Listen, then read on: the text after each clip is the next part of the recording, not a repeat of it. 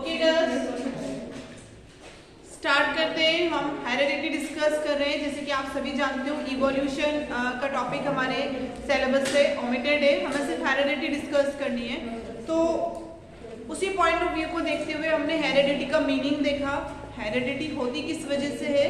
Gene के कारण। Okay, gene ही रिस्पॉन्सिबल है for transmission of characters from parents to their offspring. फिर हमने जीन देखा कि जीन क्या होते हैं। Gene does not but genes are unit of heredity. Yes, unit of heredity, or we can say gene are the part of DNA. जिस material से DNA बना हुआ है, जीन भी उसी से बने हुए हैं। ओके, उस DNA का एक पार्ट होता है जीन। ये चीज क्लियर है। फिर उसके बाद हमने वेरिएशन का मीनिंग देखा कि वेरिएशन क्या होता है। Okay, generation to generation gene का जो सीक्वेंस है वो थोड़ा चेंज हो जाता है, तो उसे हम वेरिएशन कहते हैं। और वेरिएशन कभी भी खत्म नहीं होता है, वो स्टोर होता रहता है, एक्यूमुलेट होता रहता है, और कुछ जनरेशन के बाद जाकर वो हमें किस फॉर्म में नजर आता है? इवोल्यूशन के फॉर्म में नजर आता है। हम एक जीता जाता एग्जाम्पल है, लिविंग एग्जाम्पल है इवोल्यूशन का। ये चीज क्लियर है। और ऐसा भी नहीं कि इवोल्यूशन सडन होता है, वही हमने कल देखा था, आज हमने देखा और कल हम कुछ और बन गए। नहीं, इवोल्यूशन को कुछ जनरेशन चाहिए एक्सप्रेस होने के लिए। इवोल्यूशन स्टोर होता रहता है, ठीक है, वेरिएशन स्टोर होता है, कैरेक्टर्स स्टोर होते हैं, और इवोल्यूशन को एक्सप्रेस होने के लिए, सामने आने के लिए कुछ जनरेशन चाहिए होती है। ये चीज क्लियर हुई। अब देखो हम बात करेंगे, कल हमने कैरेक्टर्स का ट्रांसमिशन की बात की थी। कैरेक्टर्स के लिए एक साइंटिफिक टर्म हमने देखा था, ट्रेड्स करके होता है, ठीक है।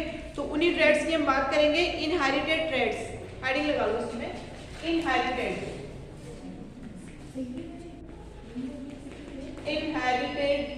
ट्रेड्स।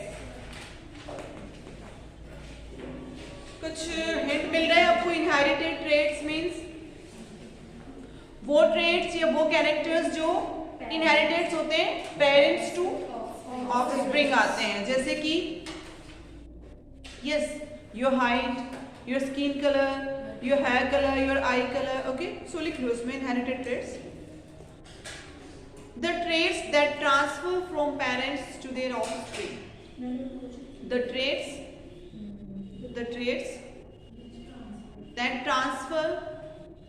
that transfer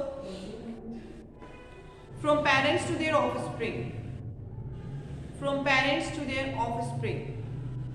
एग्जाम्पल लिख लो इसमें। एग्जाम्पल है इनहेरिटेड ट्रेड्स की, आपकी हाइट है, height, skin colour, eye colour, hair colours, ये सब इनहेरिटेड ट्रेड्स के एग्जाम्पल हैं। अगर नहीं दिख रहा है बोर्ड पर तो आप सीट चेंज कर सकते हो। ओके, और अगर आपसे ट्रेड्स का एक और टाइप पूछा जाता है, एक्वायर्ड ट्रेड्स। एक्वायर्ड ट्रेड्स एक तो हो गए inherited which we gain from our parents, and उसके बाद acquired which we gain during our life time, जो हमें अपने लाइफ टाइम में हम सीखते हैं, हमें मिलता है। जैसे कि लाइफ टाइम में आपको कौन कौन से ट्रेड्स मिलते हैं? क्या सीखते हो अपनी लाइफ टाइम में? जो भी आप सीख रहे हो, जो भी आपकी आदत बन रही है, आपकी हैबिट बन रही है, जो कैरेक्टर्स आपके आ रहे हैं, वो आपके एक्वायर्ड ट्रेड्स हैं। क्लियर है ये चीज? सो अब हम देखो, कल भी हमने बात की थी मैंडल के बारे में, हमने थोड़ा सा आइडिया लिया था कि मैंडल कौन है। तो वही चीज हम समझने वाले हैं, रूल्स ऑफ इनहेरिटेंस। एक बार हेडिंग लगाओ, फिर बात करते हैं इसकी। लॉज या रूल्स भी कह सकते हो, लॉज लिख लो ज्यादा सही रहेगा। Laws of inheritance, laws of inheritance. क्या लॉज हैं जिनको देखते हुए इनहेरिटेंस होता है? ऐसा नहीं है कि आपने इनहेरिटेंस का मतलब समझ लिया कि कैरेक्टर्स ट्रांसफर हो रहे हैं तो कुछ भी हो कैरेक्टर्स ट्रांसफर होंगे। हर एक कैरेक्टर ट्रांसफर के लिए क्या फॉलो करता है? कुछ लॉज फॉलो करता है, and these laws are given by Gregor John Mendel ने लॉज को दिया था। और मैंडल को देखो फादर ऑफ जेनेटिक्स भी कहा जाता है। सबसे पहले जेनेटिक्स में काम मैंडल ने किया था। उसी ने और एक चीज और है, उसने ना जो पी प्लांट होता है, मटर का पौधा, उसको सेलेक्ट किया था लॉज को डिस्कवर करने के लिए, ठीक है, क्योंकि प्लांट्स भी क्या है, लिविंग है, ठीक है, उनकी भी वही जेनेटिक्स होती है जो हमारी जेनेटिक्स है।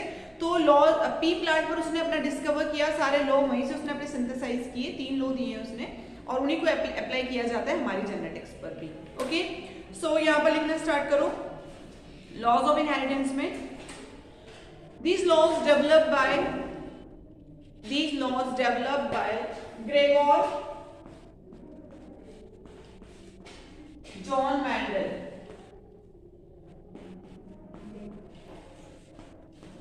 ग्रेगोर जॉन मैंडल, और इसका जो टाइमिंग है मैंडल के वर्क का 1822 to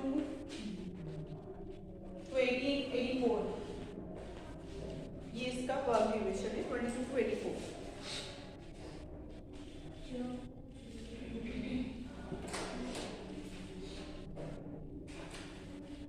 okay, Mendel known as father of inheritance, father of genetics भी कहते हैं, father of inheritance. Mendel known as father of inheritance.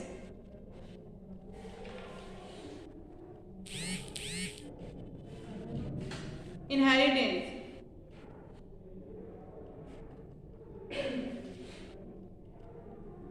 Okay.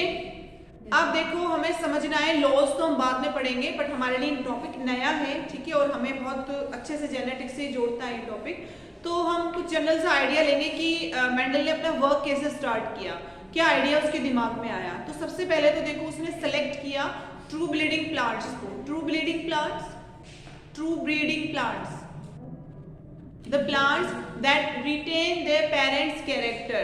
ऐसे प्लांट्स जो अपने पेरेंट्स के कैरेक्टर को रिटेन करके रखते हैं। इट मीन्स कि अगर येलो, उनके पेरेंट्स के पास येलो फ्लावर थे तो उन ऑफस्प्रिंग में भी येलो फ्लावर होंगे, ऑरेंज थे तो ऑरेंज फ्लावर होंगे, यानी इट मीन्स कि वो रिटेन करके रखते हैं अपने पेरेंट्स के कैरेक्टर्स को, तो उन्हें हम कहते हैं ट्रू ब्रीडिंग प्लांट्स। तो उसने ट्रू ब्रीडिंग प्लांट्स का सबसे पहले सिलेक्शन किया, तो उस सिलेक्शन में उसे कौन नजर आया, बहुत सारे एक्सपेरिमेंट उसने किए, तो पी प्लांट उसको ट्रू ब्रीडिंग प्लांट नजर आया।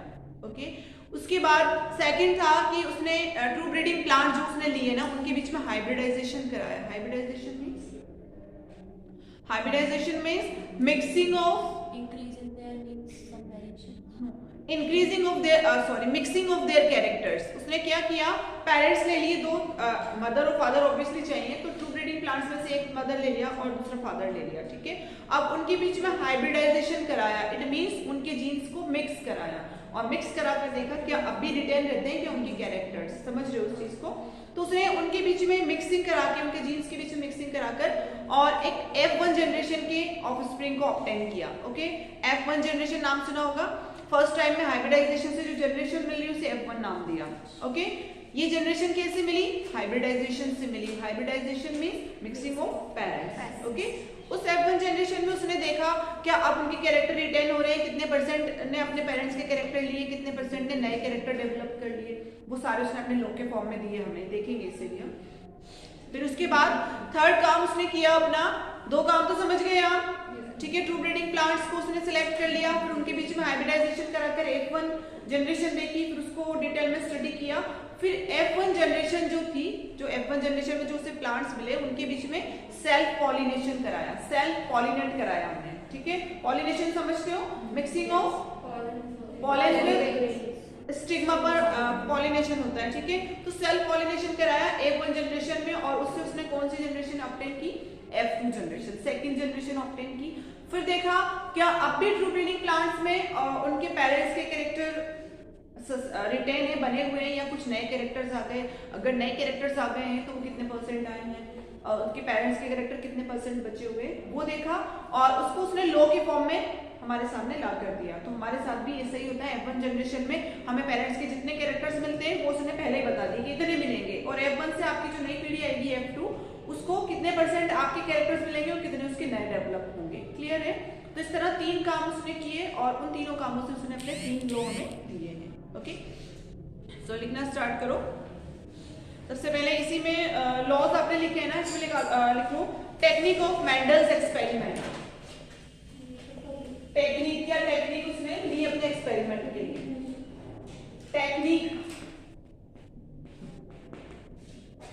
Techniques of Mendel's experiment,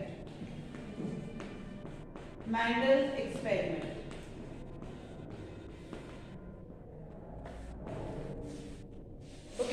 3 techniques उसने काम में ली। पहला टेक्निक लिखो आप, ओके हेडिंग लगाओ, फिर टेक्निक्स पर चलते हैं।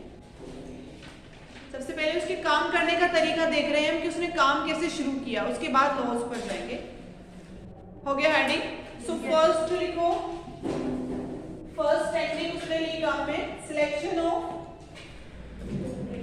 Yes, selection of true breeding, true breeding plants.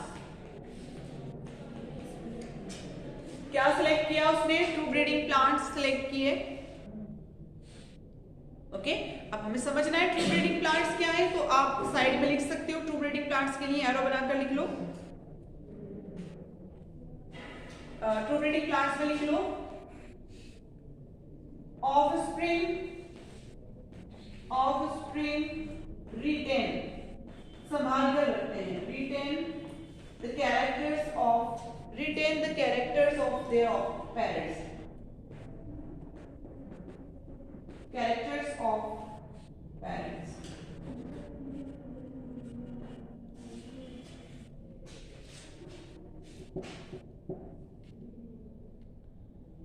ये संभाल कर रखते हैं अपने पेरेंट्स के कैरेक्टर्स को, बट कितना संभाल कर रखते हैं, आगे जनरेशन टू जनरेशन कितने परसेंट कैरेक्टर इनके पास इनके पेरेंट्स के रहते हैं, कितने ये नए एक्वायर करते हैं। ओके, क्यों एक्वायर करेंगे नए कैरेक्टर्स? क्योंकि जीन में वेरिएशन होता है।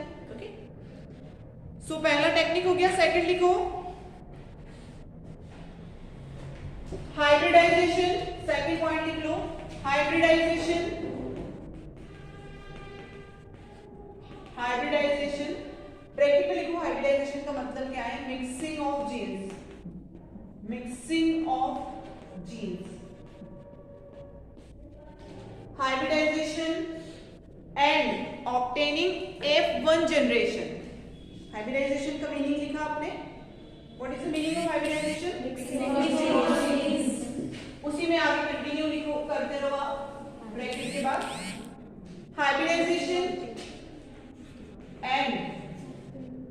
हाइब्रिडाइजेशन एंड ऑब्टेनिंग, क्या ऑब्टेन किया? F1, yes, and obtaining F1, इस तरह से लिखना एप्लीकेबल F1 जनरेशन, यानी जीन के मिक्सिंग से उसको जो ऑफस्प्रिंग मिले उसको उसने नाम दे दिया कि ये F1 जनरेशन है, नई जनरेशन मिली उसको। ओके, थर्ड काम देखो उसने क्या किया। थर्ड लिखो self pollination. Have you write down girls? Third देखो उसने क्या किया, सेल्फ पॉलिनेशन, उन्हीं के बीच में पॉलिनेशन कराया। जो F1 के जो उसको ऑफस्प्रिंग मिले थे ना, जो बच्चे मिले थे F1 में, उन्हीं के बीच में पॉलिनेशन करा दिया आपस में, कहीं से कोई दूसरा प्लांट नहीं लाया वो। क्लियर है ये चीज? Self pollination of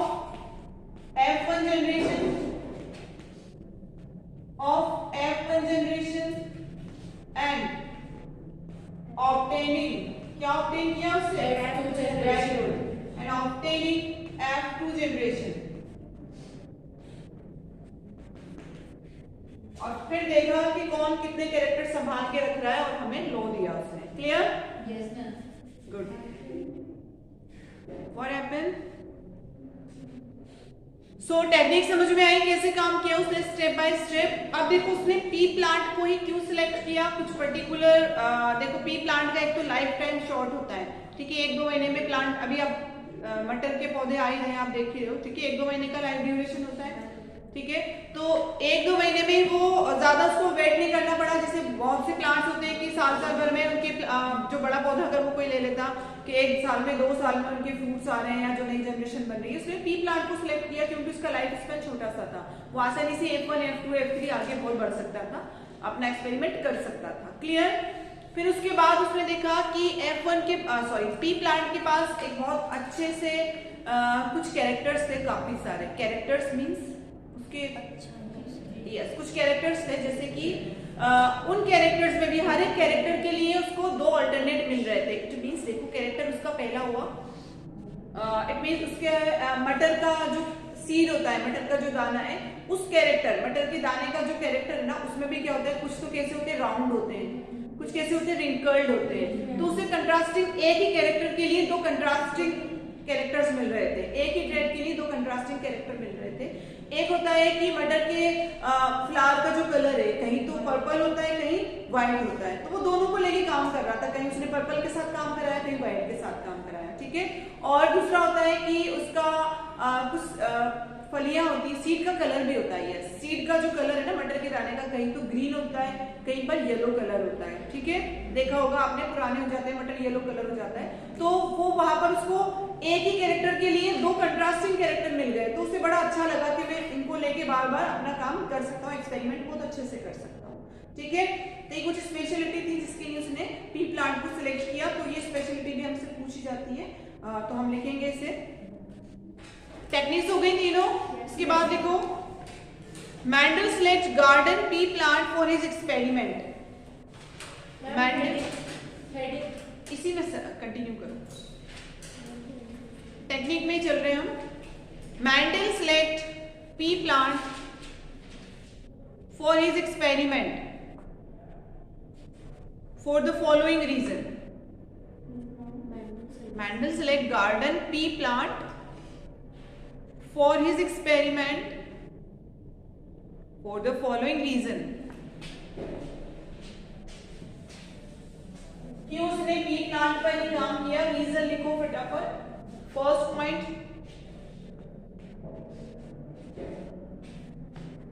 it was easy to grow, पहला पॉइंट लिखो, it was easy to grow.